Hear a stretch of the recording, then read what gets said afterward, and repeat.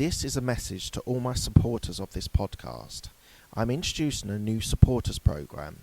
You can contribute a small amount as a one-off payment to show your love for this podcast. Thank you in advance for all your contributions.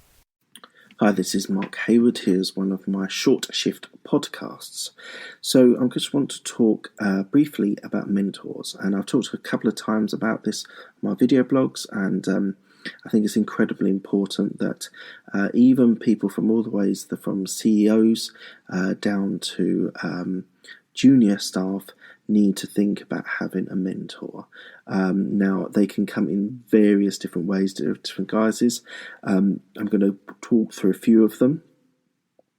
They might be your boss, they might be a colleague, they might be a family member, they might be a friend, or they could be on a podcast, or someone that you really admire on YouTube. Or it just could be someone that's recommended to you who's a life coach or a business coach. So there's lots of different varieties of them, and some of them come in various forms. Might only be a period of your time, might be longer term. So let's just talk about your boss. So you might go into a role and they might you might be a little bit more experienced, and your boss sort of takes you under their wing so you can gain more experience, more knowledge, and this can happen, especially if they're your line manager as well. I found that's been a big advantage for some people, not necessarily for me, but I do know people that have found a lot of excitement and speaking to their boss and being able to engage with them. And actually, what can happen, which has been talked about on podcasts and various things, is if you went in as a sort of executive assistant when you first graduate, the amount of knowledge you could have of being an executive assistant or a support for Tony Robbins or Mark Zuckerberg or Elon Musk, whether you could ever get in there, I don't know, but it doesn't have to exactly be someone like that, but someone that has a lot of experience that wants to be able to share some of those experiences with a younger person might be a hugely advantage for you. It might be a colleague, so it could be a line manager. I had a great experience of working with my line manager, who was able to, something I haven't talked about for quite some time, but moving from an administration role to a consultancy role. She was hugely influential on giving advice, meeting fairly regularly, and also being able to use her network and use her contacts to be able to move to the consultancy role. So a colleague can be a mentor. It doesn't have to just be a line manager. It could be a colleague that has sort of seen something in you that they like. Often these things are based on people that they like. It probably shouldn't be, but in most cases, they either see something in you that they like, or something about themselves, or someone that they know. So just be aware of that, and that is what happens, and you just have to be mindful of that. But if that opportunity does come and that person is highly networked, highly skilled, highly motivated to help you, that's a great advantage. Let's move back, rein it back a little bit. It could be a family member or a friend, or friend of the family. Now, this could be somebody that you have known for many, many years, and I don't know, you go on holiday with them, and sort of you speak to them a lot and gain a lot of experience and knowledge about what they've done. It might be a friend that's a little bit older, who has just acquaintance, and they see again. A lot of this stuff is them seeing something in you that they either like or they can relate to.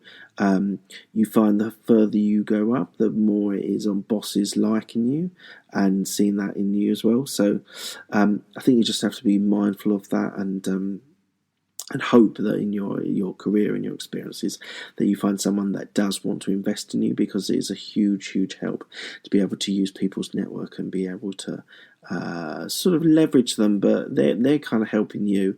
And the last one I just wanted to talk about was a if you see someone on a business person, for example, that you like. So it might be a Gary Vee, it might be a Tony Robbins, it might be a Tim Ferriss or Rob Moore in the UK. You could find a lot of inspiration and a lot of knowledge, and a lot of these people want to share what they've learnt with people, and therefore they put these podcasts out. They do a lot of video content. They do a lot of blogs and want to share as much as they can, because for them, a lot of giving is what they want. They've made a decent amount of money. Some people say lots of money, and probably is lots of money, but they feel that they would like to be able to give back. So they can be a virtual person. It could be a podcast. Like lots of people get terribly inspired by Gary Vee and just absorb all his content. The guy releases so much content. It's scary, and therefore you could actually be a Gary Vee supporter without actually ever doing any of the stuff that he does suggest. So that I would say is a slight care when you're dealing with people that are famous and are releasing content. You can end up just being a watcher, a viewer, rather than actually participating with it as well. So just check out for those sorts of people. People you meet, you'll be able to gauge them pretty quickly, but also don't be that type of person as well. So, and also some of them are paid, some of them are just done out of the goodness of their heart. So it's they can come in all different varieties and different sizes. And as I said, some are more longer term, some are just for a period, for a job or for a project, or for while they're like managing you, it could be. So I would say whenever someone is wanting to share knowledge, experience with you, I would definitely at least consider it, if not take it up on, especially the more junior you are, the more experience you can gain. But all the way up to Mark Zuckerberg was mentored by Steve Jobs, I think it was.